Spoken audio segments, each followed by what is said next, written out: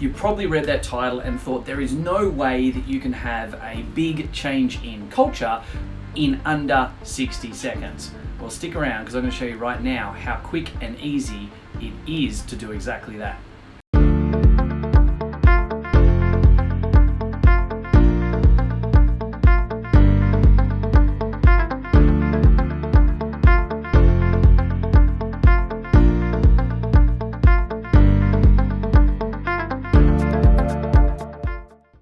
Okay team, let's get ourselves stuck straight in. I just actually went through what is known as a 1 minute appraisal, and I did it with one of the team members. I thought, what a great way to actually help so many other people achieve that in their business. So now this has been something I've been doing for probably nearly a decade now, to be completely honest with you. And it is all based on a book which I still, along with several of my business colleagues from around the world, still believe is probably one of the best, if not the best, management book ever written. It was back in the mid to late 80s.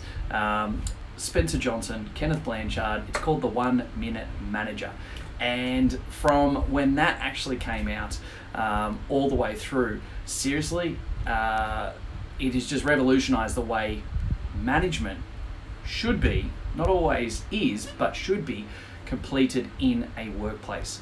And one of the big takeaways from that is talking about a thing called a 1 minute appraisal. Now you might think, what this has got to do with team culture? Well, here's the thing. When you stop and think about your experiences, maybe not just as yourself as a manager, but your experiences when you were employed, maybe in the last year or two, maybe 10, 20 years ago, we get very fearful of our managers, the boss. Think about those times where they say, can I grab you in my office for a moment? And all of a sudden it's like, oh, jeez, what have I done wrong? It creates anxiety. It creates that, sickness in your stomach. The butterflies going, I've said I've done something wrong, or am I getting in trouble? Am I going to lose my job? Am I getting a written warning? All these different things start to come into our mindset. And we don't want that to occur. Now, as a manager, we want to make sure that people feel like, we've always heard that thing, my door is always open, or let's always be open and honest, and create an environment where people can feel comfortable to express themselves, openly. And we've heard those things for decades now. But the reality is, it doesn't really work. The last thing a manager wants to do a lot of the time is have everyone knocking on the door and actually saying, hey, have you got a minute? Hey, can I just grab you for 10 seconds right now? Because it's complete disruption. We don't have a time block. We can't work under a deeper level of work that we're doing at the moment. And so it takes us, having a break in that scenario might take us 6 to 10 minutes on average to get back down to that cognitive level of thinking and benefit for that deep work that you were doing. So we don't actually want those interruptions. And so it becomes a situation where the book of the 1 Minute Manager talks about 1 minute appraisals, where we can keep things moving from a management point of view, and rather than having a negative connotation of, okay, come and meet me in my office, or can we sit down and have a meeting, or creating that anxiety and that stress and that worry for yourself as the employee, or for your employees in your team, by putting a meeting on the diary. Now, I'm not going to get into the benefit of the one-on-one meetings and having structured focus sheets and things like that on a weekly basis. But here's the thing. What the context of this is about is that we're trying to, and this is one of the biggest points that I need you guys to think about right now, is we are trying to catch people doing the right thing. We don't actually want the management side of things, your management, to be a negative framework. We don't want it to feel like that when you actually engage with the team, or when you actually talk to them one-on-one, or when you pull them aside for something, that it's because it's a negative. Because at the moment it's perceived as a negative. There's stress, there's anxiety, just like we were saying earlier in the podcast. It becomes a scenario where we're actually wanting to flip that on its head and actually work on the phrase of catch people doing the right thing. And this is something that some of you are going to hear and now, and for a lot of the people that I've worked with over the last decade, and my clients at the moment will go, yeah, you talk about that all the time. And I do, because it's exceptionally important. When we actually change around the way in which we manage to catch people doing the right thing, we're actually proactively managing, and we're emphasizing the positive and good side of what has been done or said, etc. And so what we're doing, we're positively influencing and positively reinforcing the right behavior. In many respects, it's the same as when you're training a dog and the dog does the right thing and you give the dog a little treat, rub him on the head, good boy, that's it, now sit and stay and stay and stay, and then you say righto and you give him a treat, rub him on the head. It's the exact same scenario, and that's how we operate as humans. We like to have positive reinforcement. We like to know what we're saying and doing is actually being noticed. Now, when you stop and think of it, that is a major thing and a major problem for you as an employee over the years. You've never been congratulated. You've never been patted on the shoulder near as much. You haven't had the high five in the hallway type scenario. And so as a net result, when the boss, the manager, etc. talk to you, it always had a negative connotation. It always felt like you were in trouble. You always had stress and anxiety. Now, you might not have been getting into trouble, but that was the perceived perception of what was said and done. And so therefore you move forward going, oh, I'm not looking forward to this meeting tomorrow at 9 o'clock. So what if we flip that? What if we flip that right now into, hey, you know what? Let's completely change that so that majority of the time, if not all the time, that the boss, the manager, you are talking to your team and your other employees. You're actually in a scenario where it's about 1 minute appraisals. You're not making a mountain out of a molehill. You're not going out and buying them a bottle of wine or a case of beer because they actually just did something small and trivial, right? And you're downplaying things or devaluing that or putting financial bonuses in place and all that type of stuff. You don't have to think like that. All we need to do is catch people doing the right thing. So all of a sudden, we get ourselves into a situation where, and I've been doing this for years, I talk about how we've got all our consult rooms in our clinic and we've got a hallway. And I always call it the high five in the hallway. What's something that each team member has done in the last day or two that was something small, something, it doesn't have to be massive. They didn't just go and make 50 grand for the business or massively change someone's life. It might have been just something really simple that they did for someone else. Maybe they proactively went and cleaned up a room for someone so they were ready for their client because they were running late from the hydro pool.